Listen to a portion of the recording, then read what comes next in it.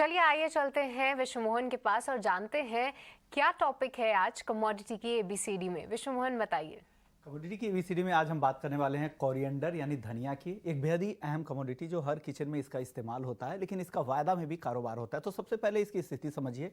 भारत दुनिया का सबसे बड़ा उत्पादक है। इसके अलावा कई और देश है जैसे चीन, ईरान, टर्की, सीरिया, यहाँ पर भी कोरिएंडर भारी मात्रा में होता है, लेकिन सबसे ज़्यादा उत्पादन हम यहीं पे करते हैं। भारत में अगर बात करें तो एमपी, राजस्थान, गुजरात, कर्नाटक, तमिलनाडु जैसे कुछ राज्य हैं जहाँ पर काफ़ी मात्रा में उत्पादन होता है। एक रबी सीजन में इसकी बुआई होती है, दिसंबर के आसपास तक इसकी सोइंग हो जाती है, दिसंबर जनवरी तक, और अप्रैल तक इसकी पूरी हार्वेस्टिंग पूरी तरह से मार्केट में आ जाती है। अब इसका अगर हाजिर में कारोबार है, मंडियाँ बहुत सारी है कोरिएंडर को लेकर, तो इसके वायदा के भी कारोबार यहाँ पर एनसीडीएक्स पर मौजूद है, जहाँ पर सुबह 9 बजे से लेकर शाम 5 बजे तक ट्रेडिंग होती है। और इनकी जो डिलीवरी है, वो डिलीवरी की जो मंडी है वो कोटा है, रामगंज वगैरह है, जहाँ पर इसकी डिलीवरी की जाती है। और अगर इसके यूनिट की बात, ट्रेडिंग यूनिट की बात करें, या फिर जो भी अगर हम बात करें उसके लॉट साइज़ की, तो 50 का लॉट साइज़ है और 5 मीट्रिक टन का यहाँ पर ट्रेडिंग यूनिट यहाँ पर है। तो अगर वायदा में आप ट्रेड करना चाहते हैं तो एनसीडीएक्स पर आपके हेजिंग के लिए आपके लिए बेहतर टूल्स है।